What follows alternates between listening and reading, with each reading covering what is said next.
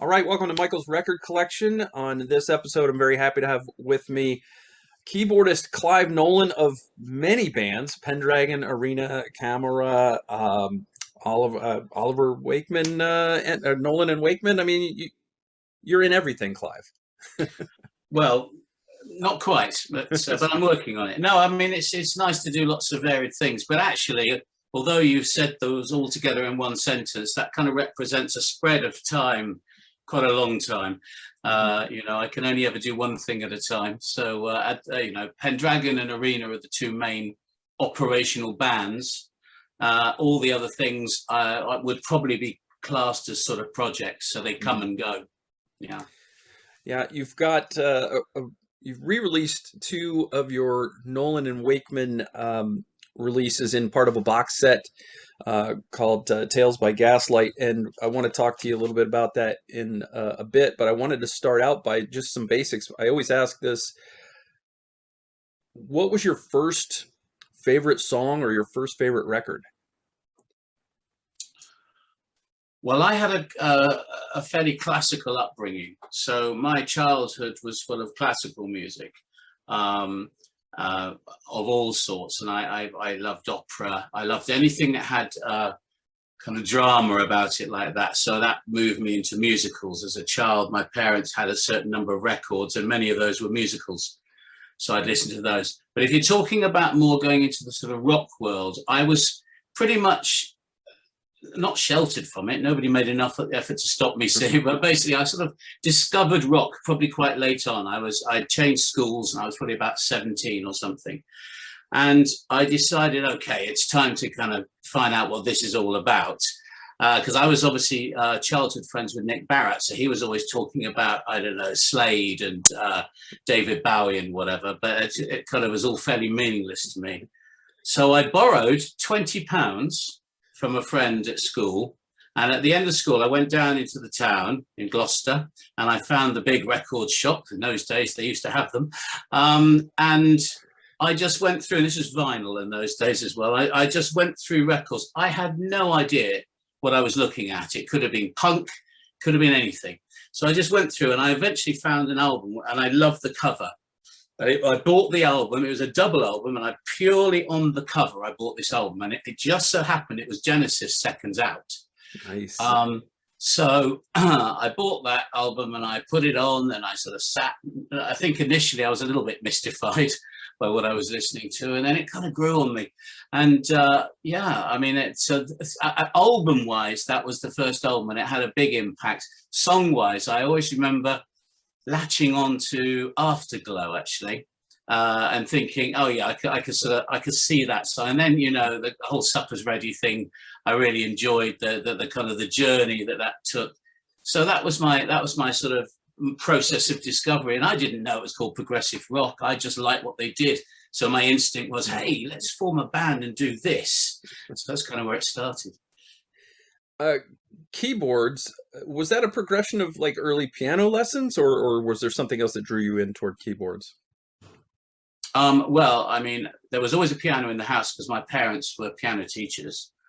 Although, as often the case, as a child, although I had some piano lessons, I kind of rebelled against the piano to some extent because my parents did it. Yeah. But there was always a piano in the house, so I was always sort of tinkering, playing on it anyway. And I suppose probably every now and again, my mum or my dad would just lean over and say, just strip child, I wouldn't really notice. I'm not playing the piano, really. So there was an element of that. But my main instruments were kind of violin and cello as I sort of started going to school and what have you. But when I decided, hey, let's form a band, when that moment happened, I remember I was sitting around a table with a group of friends, and I knew one of the guys could play a bit of drums. And I knew one of the guys was just beginning to learn bass, and there was another guy who could strum a guitar, and it was that basic. And I thought, well, okay, I better do the keyboards then. It was almost just that's the free job. That was pretty much what started me on that. I didn't really expect it to take me very far. I mean, it was just a bit of fun at that particular moment in school. I wasn't sort of planning that I'd be playing keyboards, 40 years later or whatever. What was that first band called? The very first band was called Sleepwalker. Okay. and it was definitely fitting into the progressive rock thing. It was also pretty abysmal, because really, they couldn't really play very well, and I remember the very first piece of music, because again, I say I came from a classical background. So I remember saying, oh, it's okay, on Monday I'll have a piece of music for us, I'll write something. And I turned up with manuscript sheets. I'd written this piece of music. It was an instrumental. He didn't have a signature. And I sort of said, here we go, guys. And they all looked at me blankly because nobody read music. So I then had to sort of demonstrate on each instrument pretty much and it was a really simple piece. It's called The Traveller, pretty much D minor. And so we sort of learnt this piece. It was a learning process for me. But yeah, I mean, the band, it wasn't great. We had a few moments there. If we could re-record some of the material that we did with the facilities and the right musicians, I suspect it wouldn't be totally embarrassing. But if you were to ask to listen to some of the cassettes I've got hidden in the attic, rather than no, I think probably not would be the answer. Not going to be part of the Clive Nolan demo box set then. Well, I think they're more like the sort of audio version of Dorian Gray. I think I'll keep them in the attic and let them disintegrate. No, I mean, I'm being a little unfair because it was a very good learning ground. We did learn, but I don't think the band itself ever had a moment where it was particularly brilliant. So towards the end, maybe the last couple of years, I mean, we certainly did gigs, we certainly had audiences, and I was obviously very aware of Nick doing Pendragon, and we started to become aware of this newfangled band called Marillion and what have you, and so then we became more aware of what we were supposed to be, because Sleepwalker went through a few incarnations. The first one was at school, then the next one I was at university, so it kind of did go up a level, but and it stays in history. Yeah, it's interesting that you jumped right to writing music, though, instead of just doing nothing but covers like a lot of bands do in the beginning. Never done covers, never. To me, it was always about writing. So that's the most important. If you said to me, would you go out and tour or write, that I would write without hesitation. Would I be in the show or write it? I'd write it. That is the composition, or whatever you want to call it. The writing is for me by far the most important part of the whole operation for me. Mm-hmm.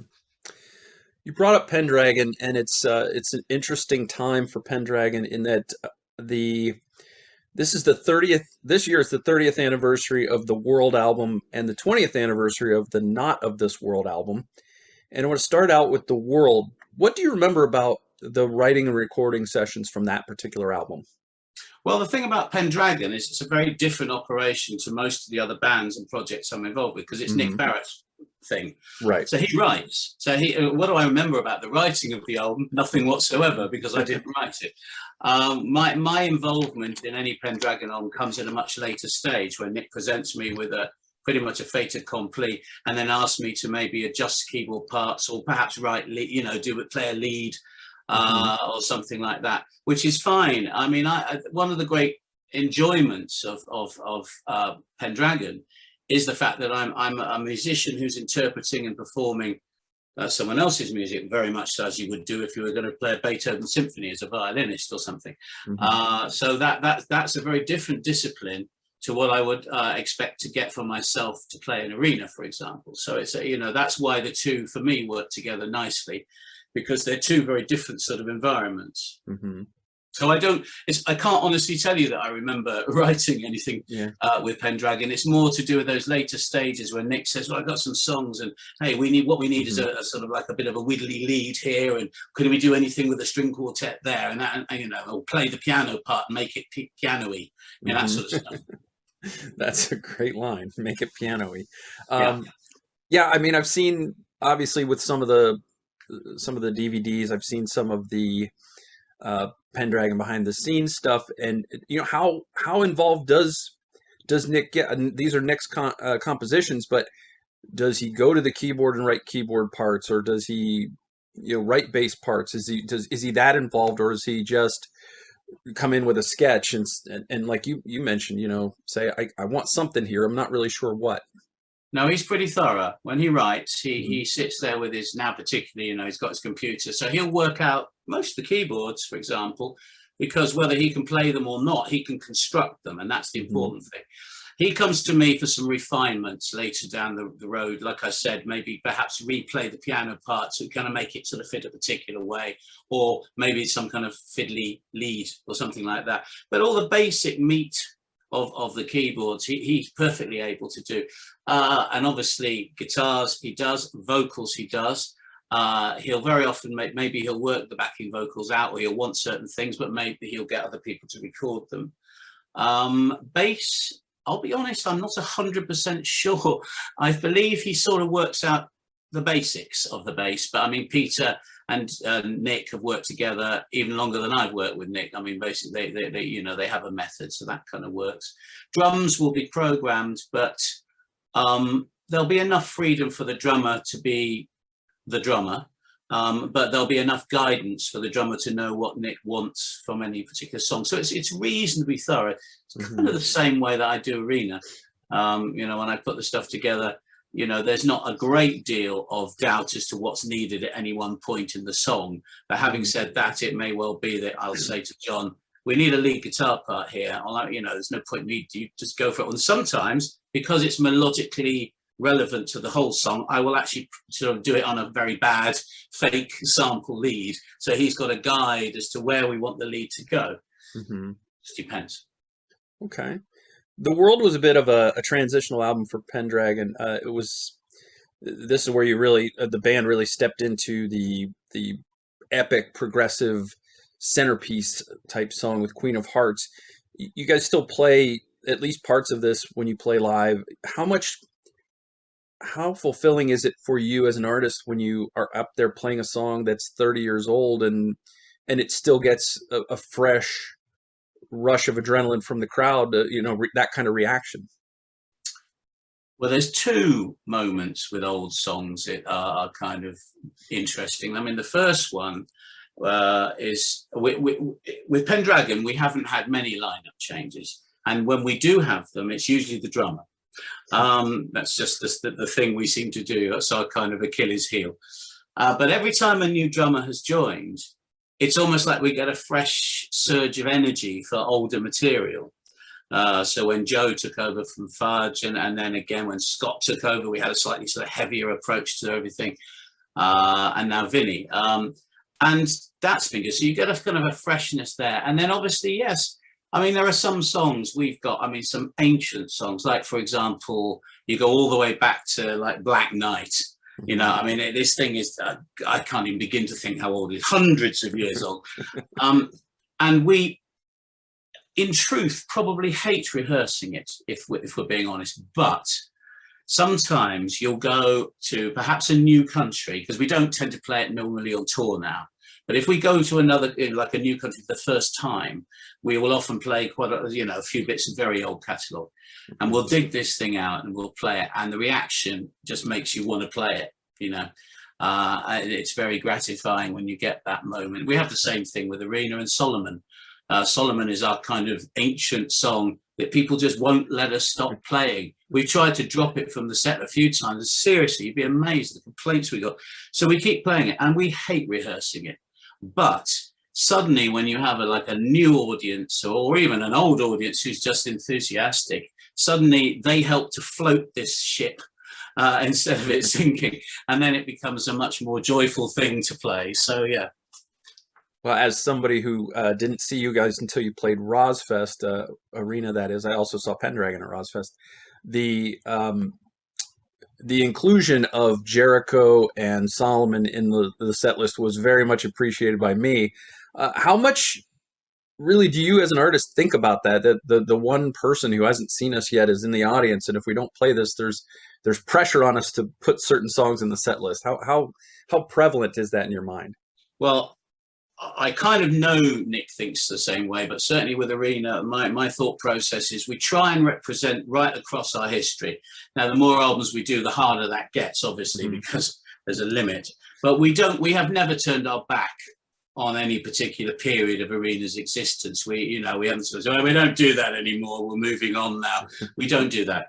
And we're particularly aware that if we go to a new territory, we will always make an extra effort to play something that's a little older, a little bit, maybe we'll play a few extra older tracks.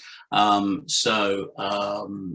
like the first time we came to America, or whatever it happens to be. So we're aware we're aware that that a lot of the audience, or some of the audience, are going to want to hear these things, and we've got no problem playing them. It's not so enjoyable rehearsing them, but we manage. When you look back at the world and not of this world, a couple of decades have gone by for each of these. How do they hold up for you?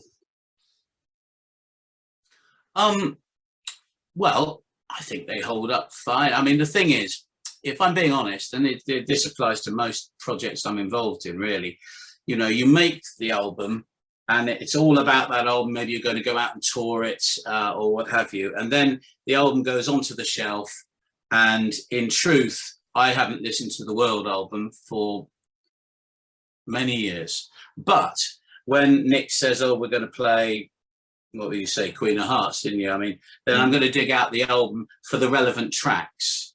So I don't really think about albums in that sense of how you would do as a listener, as a kind of like maybe a fan of the band and the albums. Mm-hmm. They're part of my sort of historical catalogue, at which point sometimes I'm dipping into them. I don't sit back and say, today I'm going to listen to Masquerade Overture by Pendragon. It just doesn't happen. So I don't think of them in that sense. But I mean, sometimes I'll listen to some old material. And again, I use Arena as an example because I've been recently trying to put together a set list. And I'll sort of think, wow, that's actually pretty good. So there is a moment where sometimes you sort of appreciate something you did perhaps more than you did at the time. Yeah. It's curious. I ask because, as a fan, we look back at old albums very fondly, but I could see that an artist might look back and say, I was not at the height of my powers yet, or I feel like this is a little simple, and I've gone beyond this at this point. That kind of thing. Well, I mean, certainly, if we really thought about it, we're very aware of some of the technology that's changed. And I mean, I look back on some of my older albums, and I'm very aware that how we put those albums together then and what we can do now is vastly different. But I kind of judge myself, or I judge that stuff not too harshly, because I think, well, that was, we did what we could at the time. We should be sort of proud of that. It wasn't like we ignored all this other technology. Yeah, most of it hadn't been invented, or if it had, we couldn't afford it. So when I listen to stuff, and I have to say that applies pretty much to anybody, I listen to the song more than the recording in a way. Mm-hmm. As long as you can get past a certain point with it. But I don't tend to have a problem with that. So 2021 also marks the 10-year anniversary of the Seventh Degree of Separation from Arena. The band took on a little bit of a new sound on that album with Paul Manzi on vocals. And in fact, I just spoke last week to the guy who stole Paul Manzi from Arena, Andy Scott from Sweet. You guys have a new vocalist now, Damian Wilson. He's well known in progressive rock circles. How do you see his voice fitting into what Arena does best, that theatrical progressive rock? Well, I think it'll work really well. I mean, I know it works really well because I've recorded him for the new album. I mean, we didn't even lose Paul to the Sweet because he was doing that at the same time as we were doing Arena. I just think that, there just comes a point sometimes where you're just not on the same path. Mm-hmm. And it was all perfectly civilized, which is always good. But, basically I could sense that Paul was sort of pulling away from what we were doing. So I gave him the opportunity to leave before we started work on this new album. It's not like he actually said anything at that stage, but I just thought, well, there's no point in recording a new album and then leaving, because then we've got to go out and tour it with another singer, etc. So yeah. It kind of worked out quite well from that point of view. And in a way, I think the pandemic helped us because it gave us time to sort of deal with the issues and sort of, bringing in Damian. I'm sure to some people it's like, wow, where did that come from? But I've known Damian for a long time. I can't even think how long, 25 years, maybe more. And at various points in Arena's history, we've actually come very close to putting Damien in the band.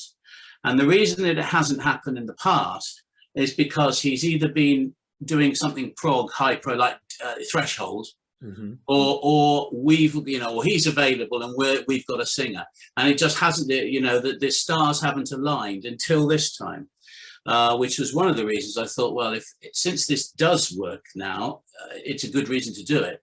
As far as the actual sound, well, I mean, Damien, fortunately, is a very different singer to Paul, and that's good, because what I didn't want was someone to come in and try and be Paul. Paul is great, and he does what he does, and Damien does what he does. As far as the actual kind of nature of the sound of the album, I'm really pleased with how it's gone. It definitely sounds very Arena. We've sort of gone backwards on some levels, to sort of some of the old things we've done, but forwards on another level as well. So it's got a nice sort of blend of those elements. I think Damien actually does help to give it that sort of prog thing, because I think prog is all about, well, for me, progressive rock is all about sort of hills and valleys. You've got to have lots of variation. You don't just go powering in on one level and stay there. Right. And Damien is able to do that. He can pull right back, and you've got this very introspective moment. Then he can, give it large, and you've got the big sort of rock sections as well. So, he's recorded the vocals for the new album, and I'm probably the only person who's heard them apart from Damien. But I'd say, yeah, he's done a good job. All right. I ask your forgiveness for my cheekiness. I was just being silly when I said that Andy Scott stole your singer. Well, no, I mean, there's an element. I mean, obviously, Paul has to make choices as to what he concentrates on. But I actually don't think that was his reason for departing with Arena. I suspect that he wanted to kind of go and try other things. And also, he didn't, I mean, this may change, but he didn't enjoy being on a tour bus. He found that quite stressful and quite hard. And I understand that, because I'm not a big fan of living on a tour bus for long periods of time. So I get that. Yeah. And I think that had something to do with it as well. Arena has been through a few singers. Do you give any thought whatsoever when looking for the next singer, how well they'll be able to sing the past catalog? Does that enter your mind? Yeah, it does. And it's got increasingly difficult as well, because when we, let me just think, well, obviously we had John Carson to start with, and he was there for one album, then we had Paul Wrightson. But and then we had Rob. And the Paul and Rob were quite similar in terms of range. So the vocal lines that you're going to see for pretty much for the first up to Immortal, I can't remember, Pepper's Ghost, I think, they're all similar. So John Carson or Rob or Paul could come and sing any of those, and it would work. What happened was, when Paul Manzi joined, we because his range can go somewhat higher, we thought, excellent, up we go. So we sort of did that, and we pushed the range up to the top end of what Paul was doing, Paul Manzi was doing, which of course literally means that if we were to go back to Paul Wrightson or Rob, they wouldn't be able to sing some of the stuff because of that. But the problem, of course, we had is when Paul Manzi decided to go, we then had to find a singer who could get up to where Paul would get up to. Sure, and no problem from Damien. Damien could do that. Exactly. Now, what we have to be careful is we don't go any higher with Damien and then find when he goes, not that he's going, but yeah. But anyway, yeah, that was an issue. But no, we are content. I mean, I've said to Damien from the moment he joined, I said, learn Solomon and learn it well, because people will judge you on that track alone, the sort of the stalwart, long-lasting fans. And I doubt he's even looked at it yet, but I know he's aware of it. So I'm looking forward to hearing that version for sure. Yeah. How do you, Clive, balance your time in Arena and Pendragon and these other side projects? Do you set aside certain periods of time and say, this part of this year I'm doing Pendragon, this part of this year I'm doing Arena? How does that work for you? Yeah, absolutely. Just planning for it. Well, I mean, obviously the pandemic has changed things recently, but normally, well, it was a plan. The plan, like for 2020, was that I was on tour with Pendragon, would have been March, April, into the top of May. Then there was a kind of a few festivals during the summer, but then gradually I was turning over to Arena, which was October. Would have been rehearsing in September. Of course, that's all changed, but the same principle are happening next year. I mean, the real trick is to plan ahead. So I've got a range of dates which I've agreed with Nick, and all he has to do is fill up as much or as little of that as he wants. And I've got a range of dates that I've kind of got arranged with Mick from Arena, and the same thing, same basic principles. Mm-hmm. And then I go backwards a bit to allow for rehearsals, and then I go backwards even further to allow for learning and programming. And then in amongst all of that, I try and fit all the kind of Song of the Wild Lands and various projects. And, you know, the one big problem I have with a normal year, or the normal years, is the biggest thing that takes a hit is the writing, because that's the thing I have the least amount of time for. So the pandemic has been, on one very twisted level, a bit of a blessing for me, because it's forced me to be here for like most part of a year and a half, and I've actually done an immense amount more writing than I've ever done in my life. So hopefully that will stand me in good stead for the next few years. Yeah, I imagine it gets even more complicated when you consider all the bands that John Mitchell is in, having to work around that schedule as well. Absolutely, yes, because we have to find, it's all about the pie charts almost. We have to find John has to be available, and I have to be available, and we both have to not be doing the other things. So yeah, it does happen. But the thing is that, you know, we plan normally, you know, a year ahead, pretty much. That's the sort of thing. And we did. I mean, we were supposed to be in tour in October this year. Well, we may still be doing the UK gigs with Arena, but then we were supposed to be on tour in October last year with Arena. That was the original tour, which meant we would have had to bring the album out then and do the tour, but the whole lot got cancelled. But that was all booked pretty much a year before that. Mm-hmm. So it's gonna, and the same thing with Pendragon. We planned quite a long way ahead. So to my knowledge, in all the years I've done both of these bands, there's never been a clash or a problem because of that. We just plan ahead. That must be an interesting spreadsheet to look at. It can be. My main stress is having enough time to prepare. Because people will say, well, hang on a minute, you finished the Pendragon tour on the 1st of May, and you could be on tour with Arena on the 1st of June, but somehow between the two, I've got to kind of recover from one, then do all the learning and the programming, then do the rehearsal. It takes longer than that, so, you know. Sure. Let's talk about Tales by Gaslight. This is a 3 CD box set. Came out in late April. It consists of a reissue of the 1999 Nolan and Wakeman album Jabberwocky, and the 2002 Hound of the Baskervilles, and a disc of new material that's called Dark Fables. It also includes a 16-page booklet and an art print for each of the 3 covers, and there's a 4th art print that's signed for the first 250 box sets. Have you already gone through those box sets? Yes, I think so. Yeah. I remember signing them, and I'm pretty sure that they've run out. But yes, no, we must have done, because I know I was told that the whole project had sort of broken even and everything, and I think we needed to shift more than 250. So yes, I'm pretty sure. Yes, they kept a few back.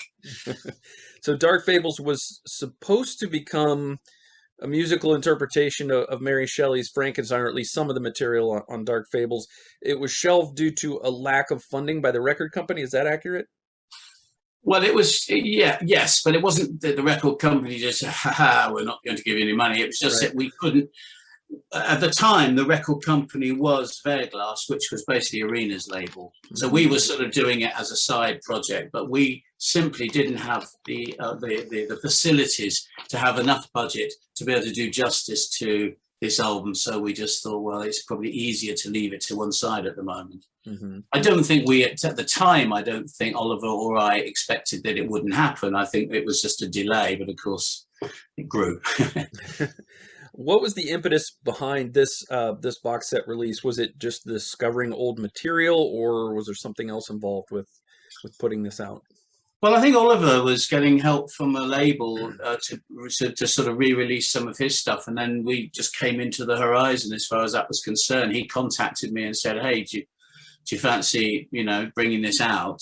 And I said, well, yeah, absolutely. We don't, it's not out at the moment. I do. It was one of the most common things I get from people contacting me. How do I get hold of a Hound of the Baskervilles? And we stopped selling it, as in Verglas stopped selling it when we ran out of the last pressing, and that was some years ago. So yeah, it just seemed like a good time to do it. Simple as that. Got it. Your Frankenstein concept album, it never fully emerged, but you have, I understand, more than 30 minutes of unreleased material here on Dark Fables, as well as some unused Hound of the Baskervilles material. What all is on Dark Fables? What can fans expect from that disc? Well, yes, I mean, for me, the stuff that interested me the most was I mean, yes, there's some offcuts, leftovers, and what have you from the Jabberwocky or the Hound, but the most interesting thing was what we started to do for the Frankenstein thing. And we both searched around on discs and everything, and I found some old sequences. I had to kind of recreate them. So it's not what you're listening to isn't something I did 20 years ago. I had to kind of create them from the sequences I did 20 years ago, whenever it was. But yeah, I like where it was going. To me, it's a shame that we never really got to make the proper album, because I think it would have been probably the best of the three. But it's a very good insight into where we were headed with the Frankenstein project. And I think it's as simple as that. There's a little bit of the story in there. You've got a flavour of the kind of songs there were going to be and the atmosphere that it was going to have. So yeah. How did you and Oliver cross paths initially, and how did you decide that you wanted to do something together? Now, Oliver was answering this question a while ago. I'm just trying to remember what he said. Apparently, he met Mick on a radio show, or he was helping the radio station.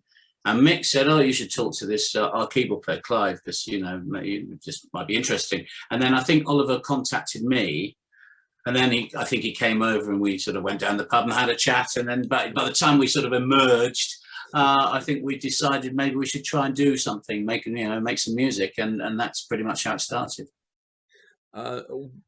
What interested you about these three particular pieces? They're obviously very classic. The Carol poem, Jabberwocky, Arthur Conan Doyle, Sherlock Holmes, and of course Mary Shelley's iconic Frankenstein. What was it about these three particular? And were there any other ideas kicked around that never materialized? Yes, originally. We liked the idea of doing these kind of fables. Hound of the Baskervilles is a classic. It's got that gothic flavour. Even the Jabberwocky has that sort of thing as well. So we were looking for stuff like that. And I remember after we did Hound, the first thing we were thinking of doing was the Time Machine. H.G. Wells' The Time Machine. Mm-hmm. And what did we do? Yeah, that's right. We read the book, and we sort of decided in a way that the book wasn't half as exciting as the films, but nevertheless we thought, well, we could do something. But it was still in copyright. It was still protected. So in the end, we decided it was better to abandon that and move on. So that's we moved on to Frankenstein. Are there any particular challenges involved in writing songs with two keyboard players as accomplished as you and Oliver are? Well, I suppose we speak the same language from that point of view, but I think it just made an interesting combination. I mean, you often get guitarists working together and singers working together, but perhaps less so keyboard players. So it made for a slightly more varied approach to the keyboards, because we are very different styles. Mm-hmm. So that kind of automatically gave us a flavor from the moment we started working together, I think. How do you sort of keep it from becoming this this whittly progressive keyboard festival, just nothing but soloing and Well, I think we were both agreed that the song came first, fortunately. I have always been like that, and I think Oliver was similarly thinking that way. So the song comes first, so it wasn't all about whopping great keyboard dueling or anything like that. I mean, there's plenty of keyboard solos on there. Sure. But no, it was all about the song that came first. So I think that's what kept it under control. How were the additional performers chosen, as especially the vocalists? Was one person in charge of something, or did you just talk it out and invite people as you agreed on them?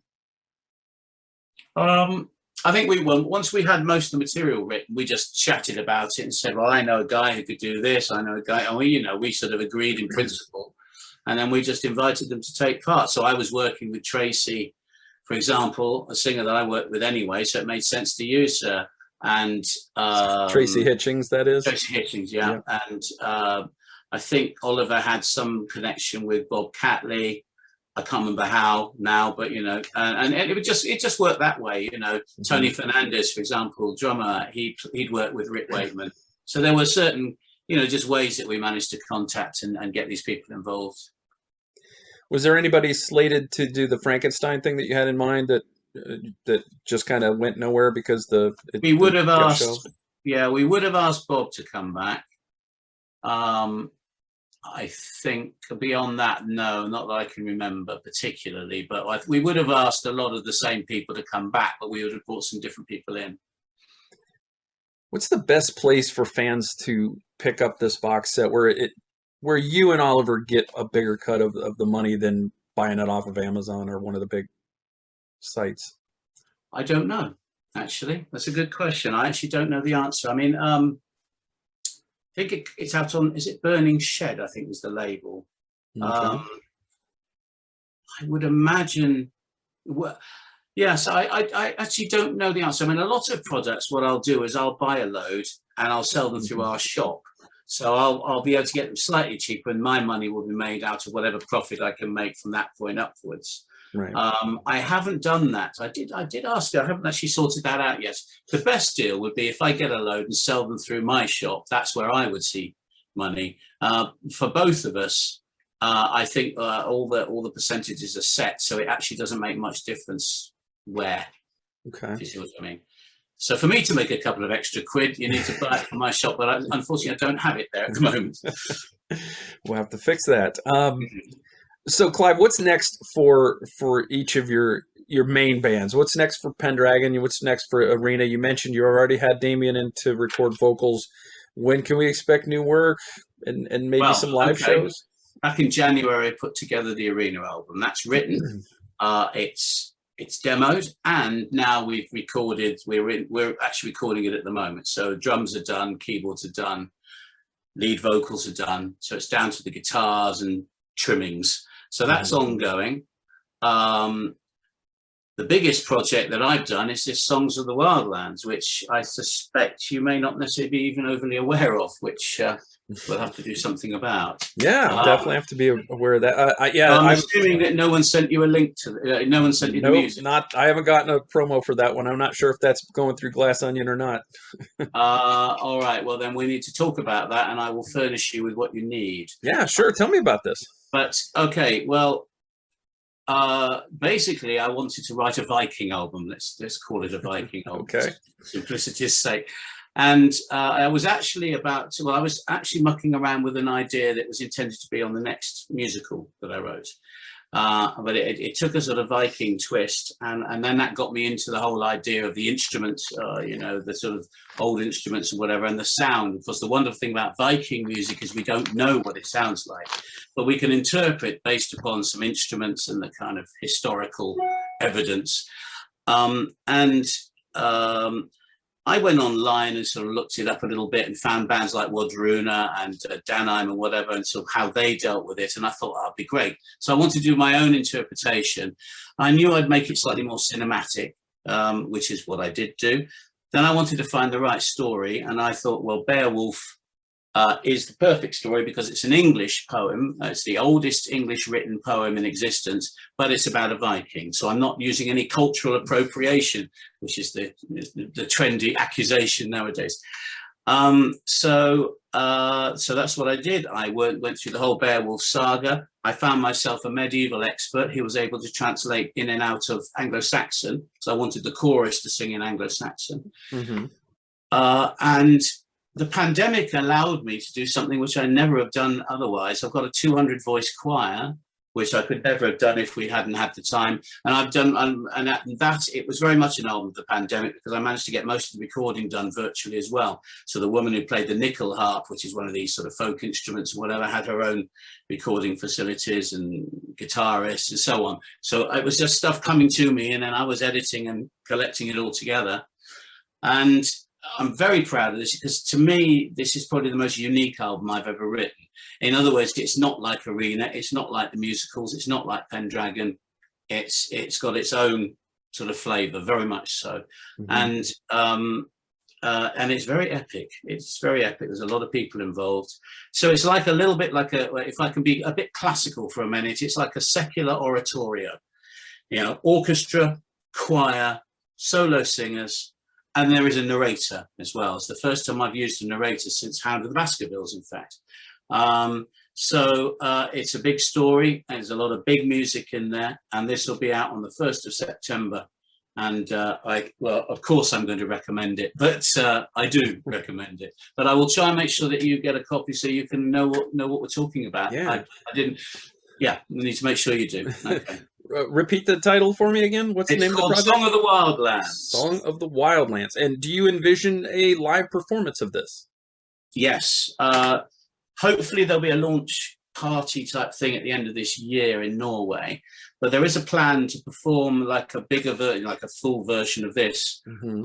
In a mead hall somewhere in northern Norway, where they're building a whole Viking village. Nice. And the idea is to perform it there, which would be very exciting, and film it, obviously. Yeah, I'm glad you said that. I was gonna ask, will we have a DVD from this, or Blu-ray?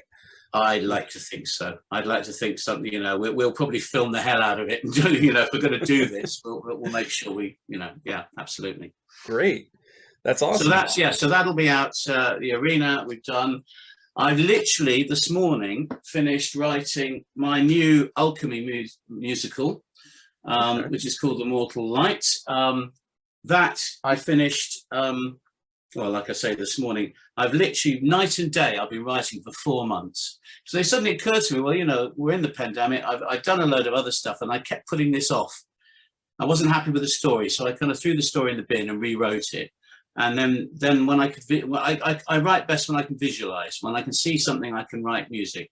Mm-hmm. And then literally the last 4 months, I've been writing this, and I finished it, like I say, put the final dot this morning. So I'm very happy with that.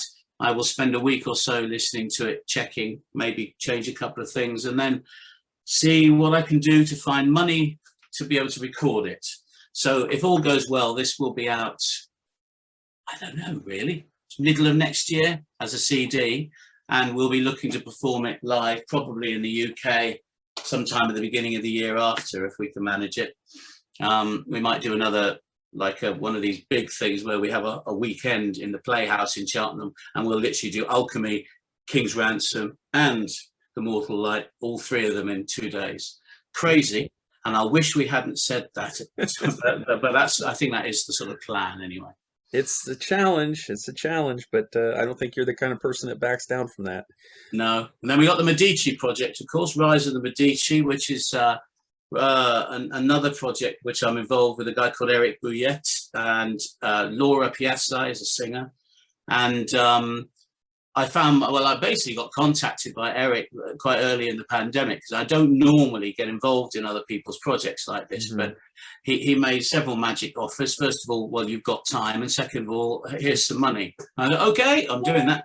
So we basically put together, it's almost like a combination of Renaissance meets heavy rock. And that will be out. It's a concept album, 3 or 4 singers involved, sort of guests and what have you. Big sound, I think it'll end up with. I think maybe the end of this year or the very beginning of next year it'll be out. It's mostly recorded, but we're waiting. The pandemic is stopping us from doing a couple of things which we need to actually get together to do. So we're just going to sort of see how that goes. So you mentioned the Arena album. Is it a double? You mentioned a lot of writing.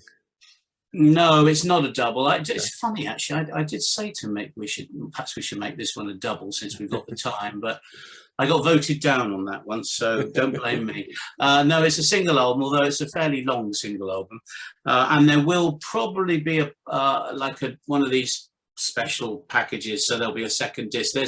There's definitely one song that we're not including in the main album, which will be on the spare disc, which is a new song. But there are two songs that I think say the same thing. So I think one of them we'll sort of take off the main concept album and, keep to one side as a bit of bonus material. As far as what else goes on that disc, I have no idea, but we'll see. And when are you scheduled to get back with Nick on Pendragon stuff? Well, Pendragon are back out on tour next year in April, May, which means my March will be all about trying to learn all that material again. It'll be a headache, but anyway, yeah. So that's what's coming up next year, and then later in the year, we'll be hopefully in October next year. We'll do the dates that we weren't able to do this year with Arena. All right. And are those UK? Are they Europe? Are they elsewhere? Well, at the moment, we've cancelled all the European dates, and we're still hanging on to the UK dates, and we're just waiting to see how the country goes over the next few weeks or months. So we will certainly be looking to do the European dates next year. We may be still looking to do the UK ones again. I don't know yet. And is there anything on the horizon for Shadowland or Camorra? Oh, just one other thing with Arena. Because of that, what I'm thinking of doing, I've got to persuade the rest of the band, but what I'd like to do is like a gig for the rest of the world. So anything out of the UK, we do a special gig, we film it, stream it, and then we release the new album on the same day. So we're going to do this sort of, then if I had my way, that would be about February next year. But anyway, we'll see. Okay. Shadowland, no, not really. I mean, Shadowland was always very personal writing for me.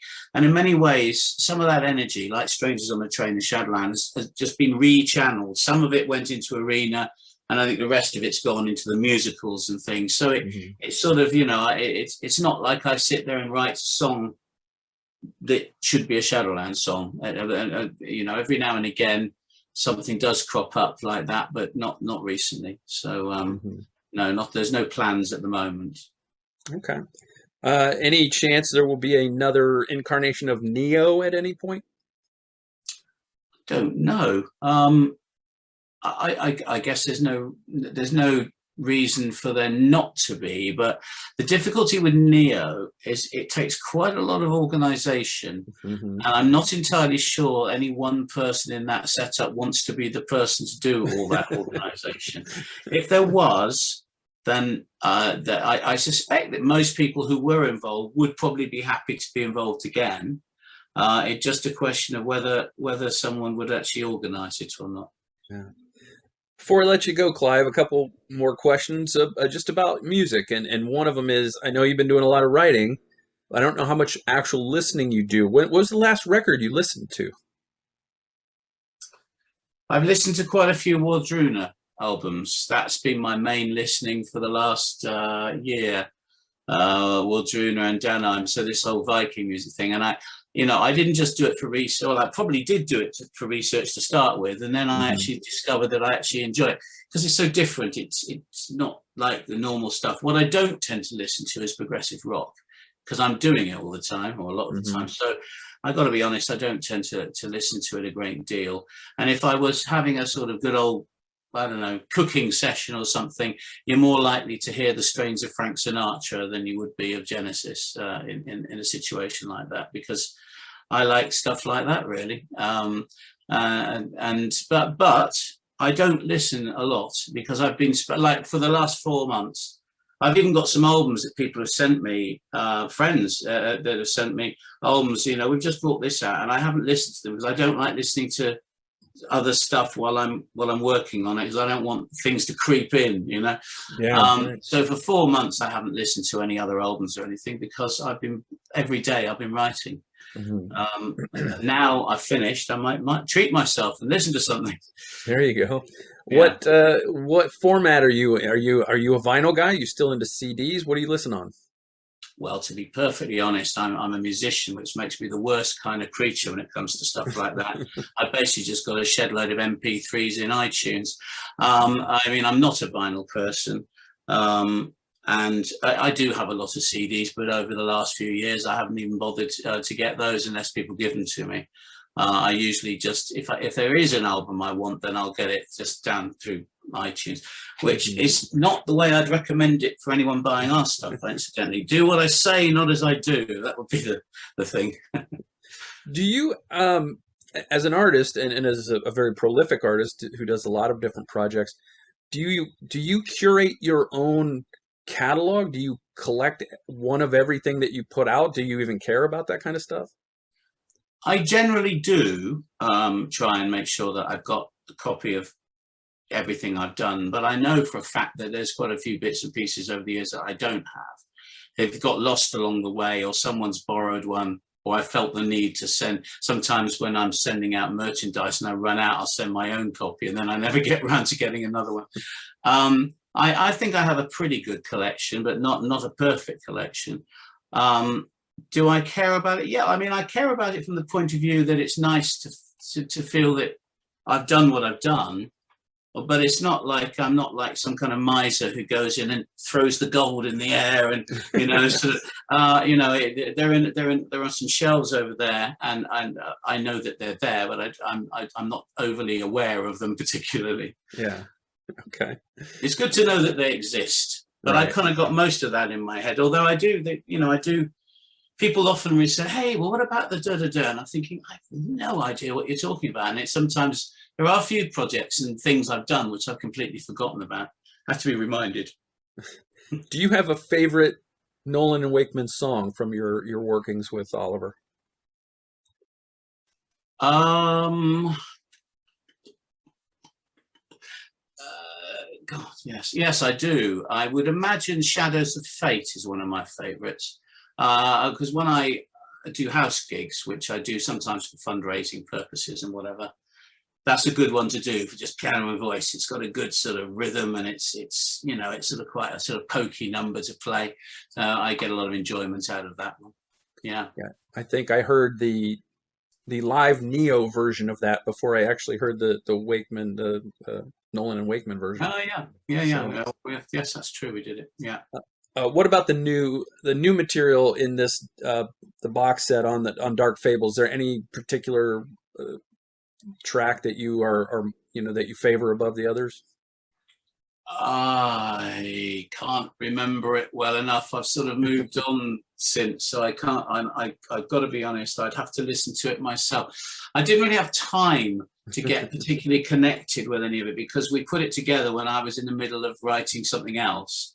So again, it was one of those things. I sort of did what I needed to do and passed all that to Oliver, and he did what he needed to do. And there was a few solos he wanted on one of his bits, and vice versa. So I haven't really had time, and I will do at some point, but I haven't had time to just sit back and say, I haven't listened to the disc as a disc. I've got it sitting up there, but I haven't sat down and actually listened to it. So I'd be lying if I was to try and come up with one for that. Well, I'm glad you haven't given that one away yet, so you can still listen to it at some point. No, I have. I've definitely got that. I shall add it to my incomplete collection. Yeah. All right.